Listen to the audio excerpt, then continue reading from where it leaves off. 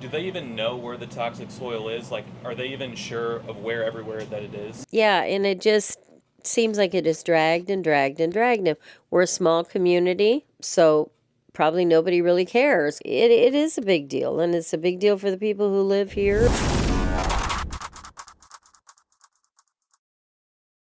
This is DePue, Illinois, a place where most of you have likely never heard of, even if you live in the state of Illinois. Well, DePue is a tiny little town west of Spring Valley in Peru. The problem with this place is that half of the town is a Superfund site.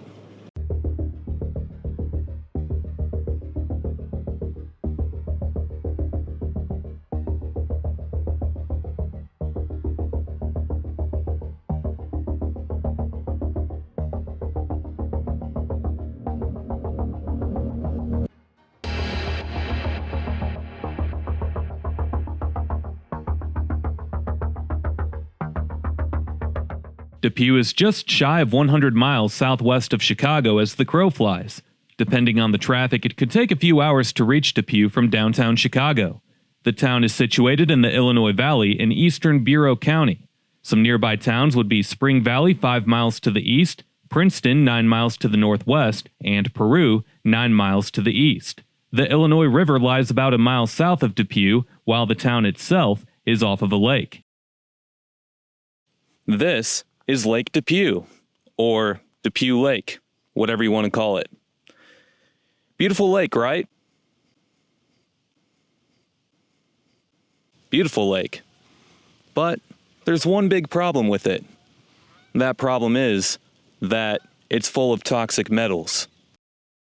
It really couldn't have been a nicer day. Peak fall colors looked great on the town and throughout the greater Illinois Valley. And looking at this lake, you can see why the town loves their lake so much. According to lakelink.com, Lake DePue is only about 8 feet deep at its steepest point. I've seen other sources online say that the lake is only 5 to 6 feet deep. Point is, it's a very shallow lake, and there's not much of a water flow through the lake either, so that doesn't help things. Lake DePue is an oxbow lake. It's also a natural spring-fed lake, or so it used to be 100 years ago. Since then, silt and toxic metal deposits have accumulated along the lake bed, which has lowered the lake levels drastically. The Illinois EPA and other responsible parties won't dredge the lake due to the potential toxic waste that will head downstream along the Illinois River. Generally speaking, locals are not very happy about that because most people here believe that if the lake is dredged, then the lake has a good chance of returning to its original lake levels. Instead, the lake has continued to get shallower and shallower, slowly but surely. It's pretty easy to see through the drone shots just how much the lake levels have receded over time.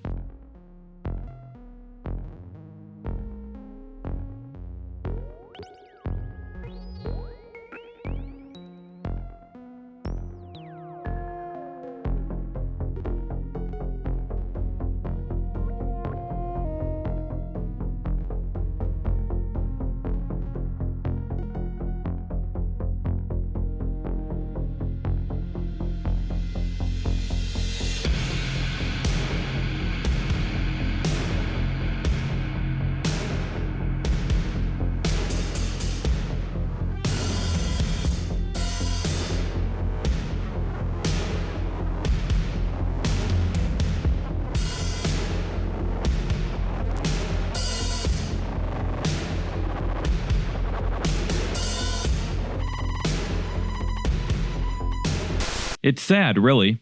Here's an aerial photo from 1958 that shows how the shape of the lake has changed significantly over time.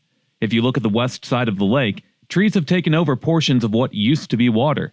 Heck, the north arm of the lake hardly has any water left today.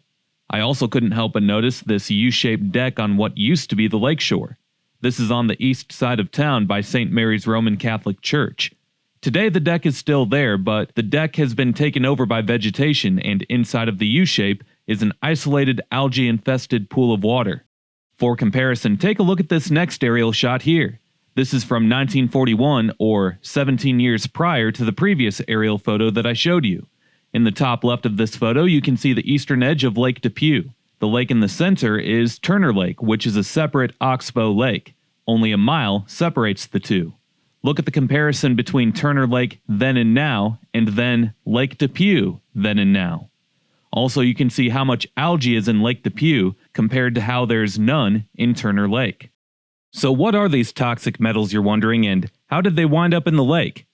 We'll get there in a few before some brief historical context, because like with many river towns in the Midwest, DePue thrived off of industry. The village didn't know what to do with itself for the first 40 years or so, as it was first founded in 1835 as Newport Steamboat Landing for a short time before being called Sherman and Trenton for a 30-year or so stretch. Then it was a misspelling of its current name with 2 words, then its current spelling, but with 2 words, and then finally the correct spelling with the correct amount of words. Apparently, the name DePue is the first and last name of a legendary French fur trader that was in this area 400 years ago. Anyway, shortly after modern settlement, steamboats started to arrive via the Illinois River. Once again, the lake was 18 to 20 feet deep at the time, so boats could leave the Illinois River and then come through on Lake DePue. The Illinois River was also a very important shipping connection between Chicago and St. Louis, as it still is today.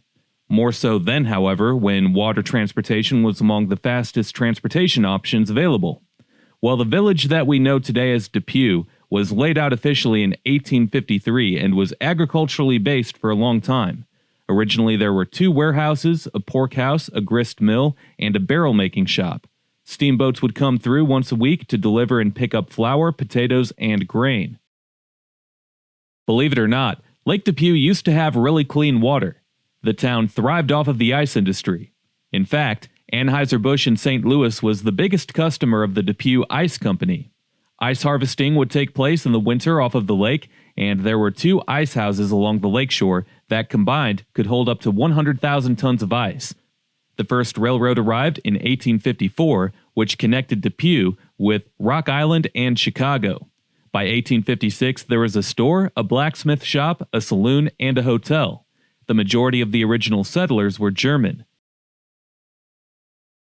Well, that's about all you need to know there. Is fast forward to 1904, and this is where it all started. The pollution that the town has ever since been labeled by begun that year when the Wisconsin-based Mineral Point Zinc Company bought several hundred acres of farmland right next to town. That company was owned by the New Jersey Zinc Company, which is the more common name associated with DePue. Upon being built, it was the largest plant of its kind in the U.S. New Jersey Zinc used the site for zinc smelting, mainly producing slab zinc for appliances and automobiles. Additionally, zinc dust and sulfuric acid, which are both toxic to humans and the environment, were manufactured here.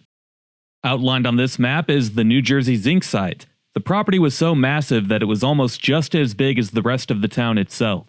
In 1967, New Jersey Zinc built more facilities on the site to produce phosphate fertilizer as there was an increase in demand for it during that time. In 1971, Mobile Chemical leased the fertilizer and sulfuric acid plants before purchasing them altogether in 1975. By 1989, all operations by Mobile Chemical came to a halt, and the majority of the buildings on the site were demolished in 1991. At this point, not only were the majority of the town's jobs all gone, but the toxic waste was left to just sit here until who knows when. Switching over to the eastern side of town here, as besides the lake, the most visible thing in town would be the slag pile. The pile contains over 500,000 tons of toxic waste, and it's been here for so long that trees are now growing on top of it. Well, besides the remnants of zinc and sulfuric acid, other toxic particles in the pile includes lead, arsenic, cadmium, chromium, copper, and manganese. Think about it. DePue residents have been absorbing these toxins their entire lives through the air that they're breathing, through the earth that they step on, and likely through the water that runs through the taps. Residents even used the leftover material from this facility back in the day to fill in their yards with soil, to fill in their driveways, so it's all over the residential properties throughout this town. Previous generations would even make contact with the water from Lake DePue like it was nothing, whether it would be swimming, boating, fishing, or other forms of recreation. There was even a beach on Lake DePue in the 1930s. Thankfully, generations today are a little bit more educated on the dangers of the pollutants here in DePue, so it's not used for recreational purposes near as much as it used to be, despite the town holding a major annual event on the lake that I'll get to in a bit. Anyway, these days, most people know that exposure to these toxins can lead to an increased risk of cancer and an increased risk in mental disorders. It can especially mess with the developing brains of children and youth. Today, the site that the slag pile sits on is owned by the CBS Corporation. Yes, that CBS, the broadcasting company. Apparently, CBS and ExxonMobil are the responsible parties in the cleanup efforts of the DePue Superfund site. No idea how CBS got involved, but hey, I don't know why Elon Musk decided to switch the name from Twitter to X either. Speaking of which, you can follow me on X, or Twitter, whatever you want to call it, at ChrisHarden55. Or you can follow me on IG at CHarden7, or you can find me on Facebook at ChrisHardenYT. That's if you can't get enough of me on YouTube. Who isn't on social media talking about DePue, Illinois, however, is the Illinois EPA, who, along with the two prior companies that I mentioned, is also responsible for the cleanup of the DePue Superfund site. Or so they should be, because why else have a state-funded environmental protection agency? Right? Well, anyway, they're avoiding talking about DePue as much as they possibly can. The site gained Superfund status in 1996, which, by the way, DePue made it as high as number 3 on the list for WasteBits blog's top 10 list of most serious Superfund sites in the U.S. You know, WasteBits blog has surpassed all other media outlets on credibility rankings, so they're a really big deal. If you haven't heard of them, you better go ask somebody.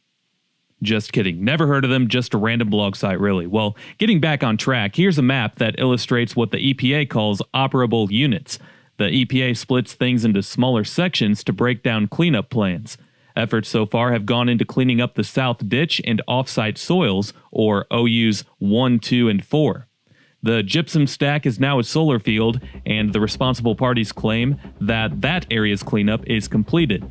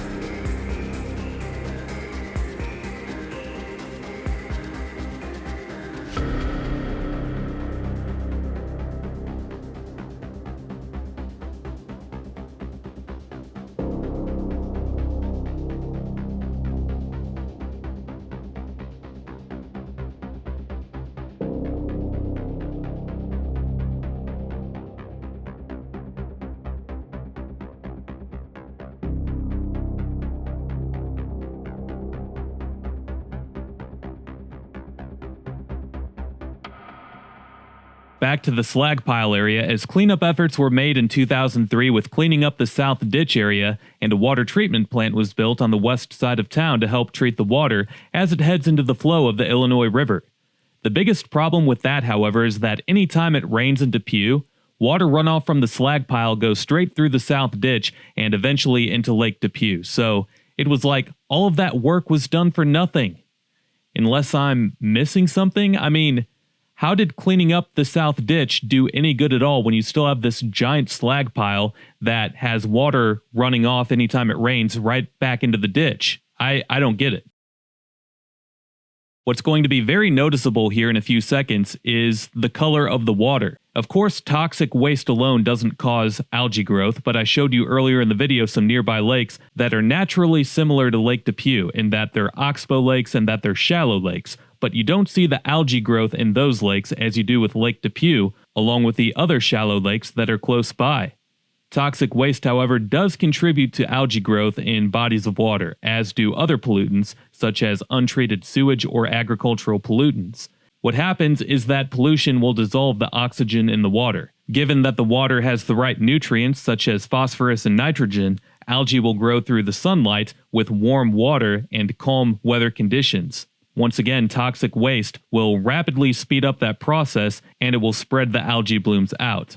And you might be saying, but Chris, the entire lake is not covered in algae. What the heck are you talking about? This water right here would not be green, and there wouldn't be the algae that is on the lake currently if it wasn't for all the toxic waste. It just wouldn't be here. Like I said, the other lakes nearby don't have any. And for the bodies of water that you can see on a map that are just west of here, yeah, those bodies of water also have toxic waste in them as well, as it's just developed there over time. I mean, this has been going on for 100 years.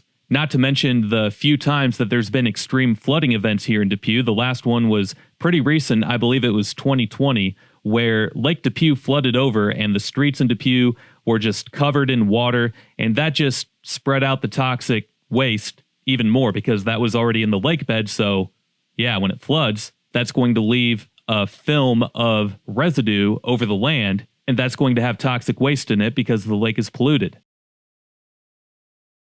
Well, I talked with a few people, one who lives here, one who lives nearby, about how they view the whole cleanup process of not only Lake DePue, but also the village.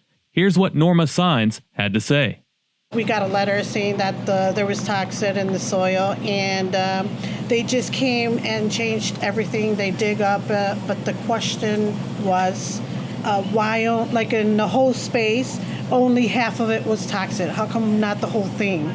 Or only the back and not the front? Do they even know where the toxic soil is? Like, are they even sure of where everywhere that it is? Well, they didn't say that. They just said that there was toxin in the soil and that they had to change it, and they just came and dug out like the dirt and took it away, and then brought supposedly new one, and they put gravel on the driveway, and then they put grass on it where they took the other one off.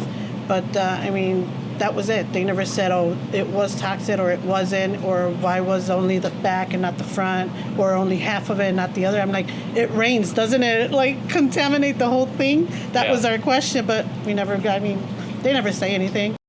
Okay, so the DePue group has come through and has started to replace some of the soil in the residential and commercial properties in town. But I mean, if you're a resident, how can you believe what anyone from the DePue group says, whether it be the Illinois EPA, CBS, or ExxonMobil?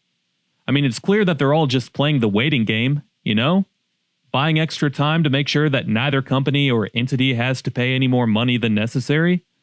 The slag pile has been sitting there since 1991. The operation of the facility stopped in 1989. That's older than me.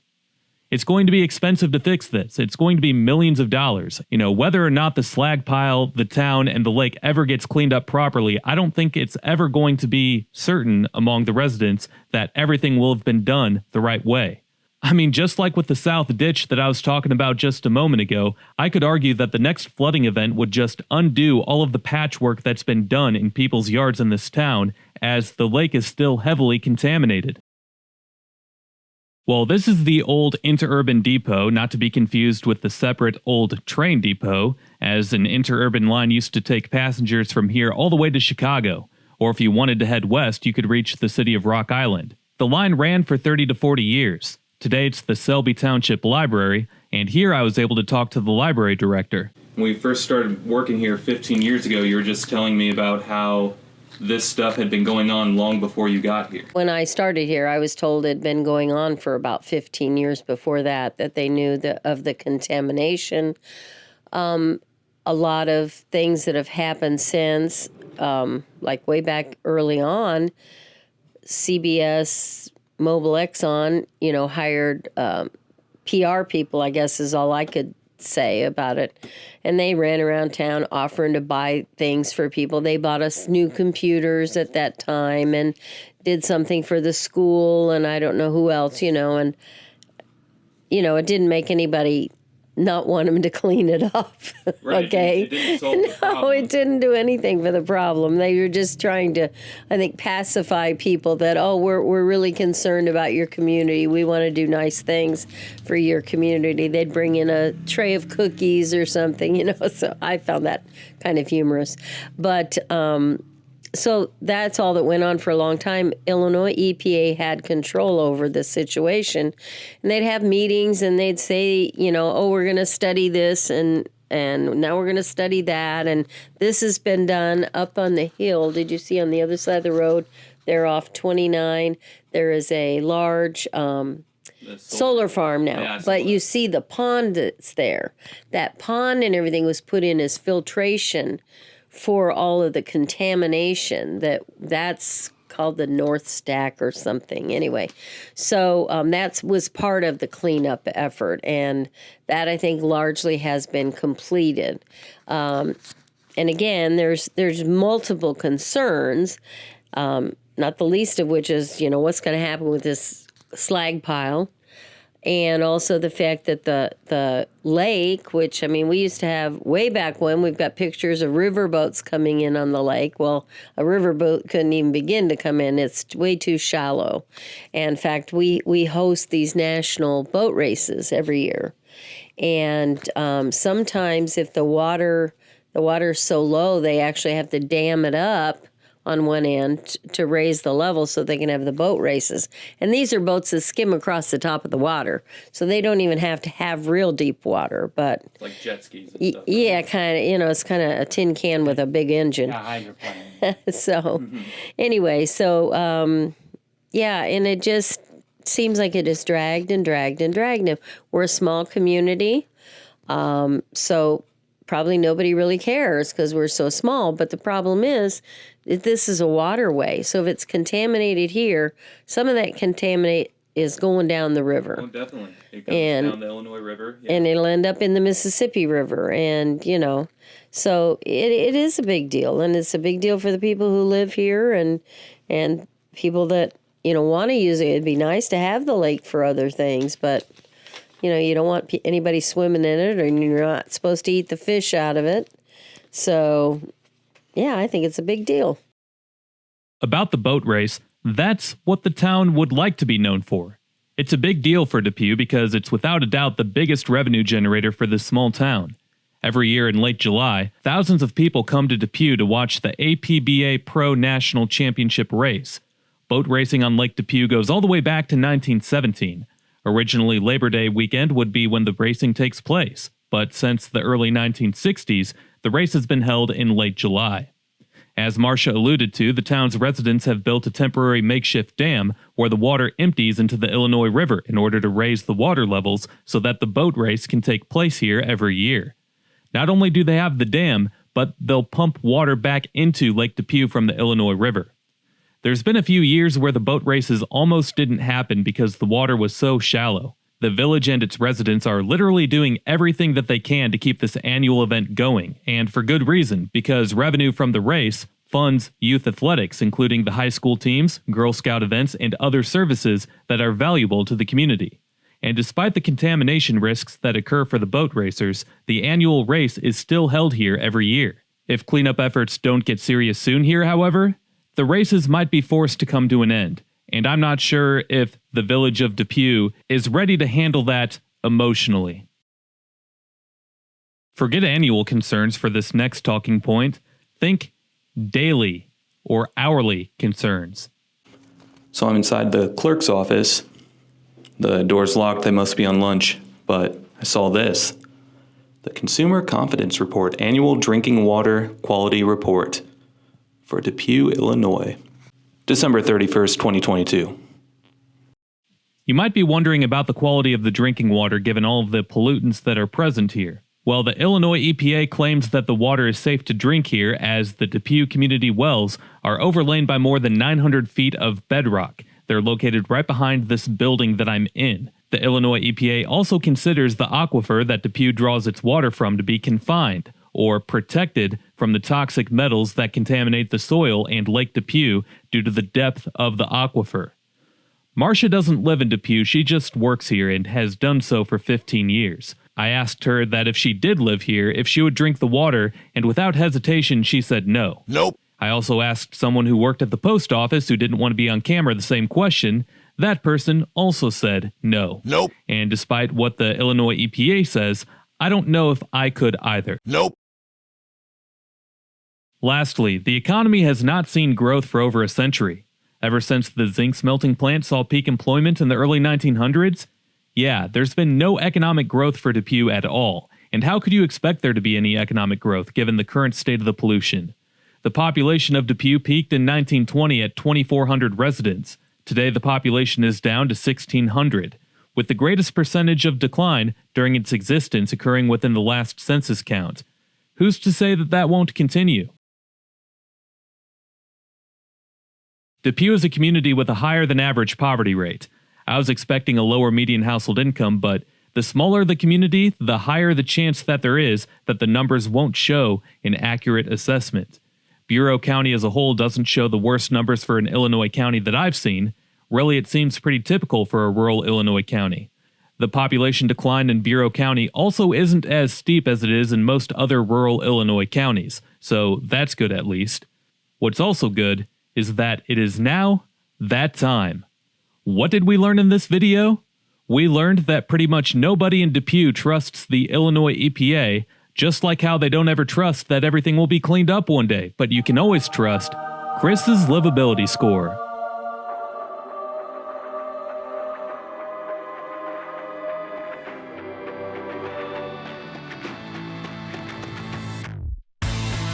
Education. Look, the Chris livability score is honest. Sometimes it's brutally honest. Amazingly, DePue still has its high school. You heard me say earlier that the boat race pretty much funds the athletic events for the school. It's only a matter of time where the community is no longer able to afford operating the school and they'll be forced to consolidate with another nearby community, and it will probably be Spring Valley. Only 100 or so students attend the high school during any given year. According to data from US News, 0% of the students score proficiently in math, only 6% in reading, and only 24% in science. Only 79% of students graduate. Education gets a 3 out of 20. Crime. Look, DePue is a small town. Crime isn't something to worry about here. Crime rates aren't measured all that great when it comes to places this small, so I'm not even going to look it up. Crime gets a 19 out of 20. Downtown. Downtown DePue is a shell of its former self, clearly. There's a few shops open here and there's a grocery store, there's a post office, but there's not much of anything other than character to the collection of buildings. That's really all that it has going for it, is the character of the buildings. Downtown gets a 4 out of 20. Economy. The local economy has relied on 3 things: manufacturing, coal mining, and agriculture. The agriculture is still there, the coal mining is not, the manufacturing is, sort of, in some of the nearby cities to an extent, but not in DePue.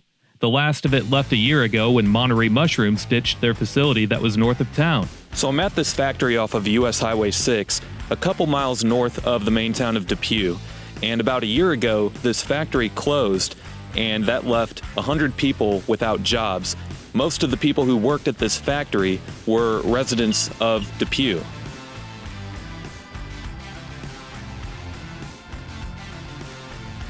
On the other side of the Illinois River from DePue, you have a retired coal plant. Also on that side of the river was a steel mill that ceased production in 2009.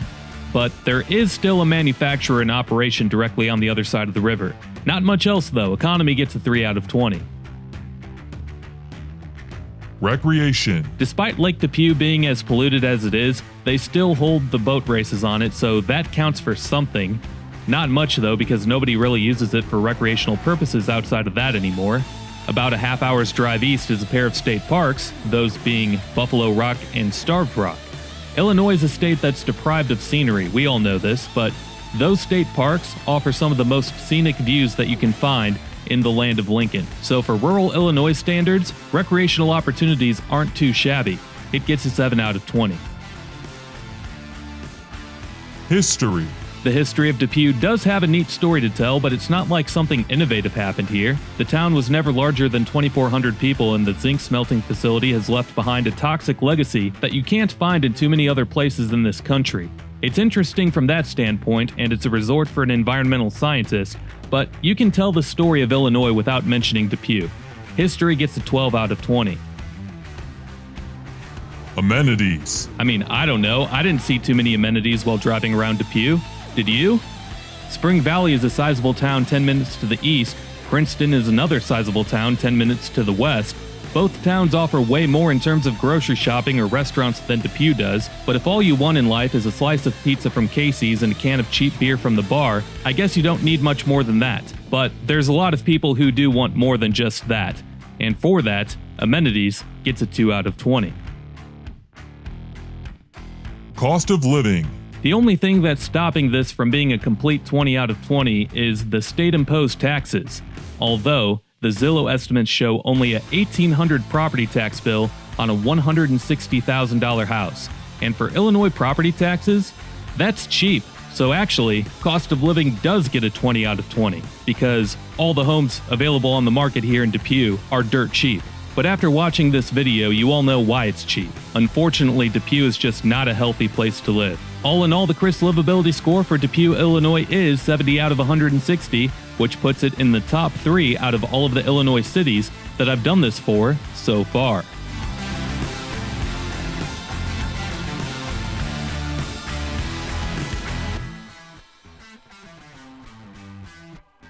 Well, if the subject of toxic metals contaminating a community is something that interests you, not because you're a bad person and you wish misery on people, but because you're just fascinated about how all of this was able to happen in the first place, watch this video here that I made last year on how lead mining created what just might be the largest ghost town in America. Peace.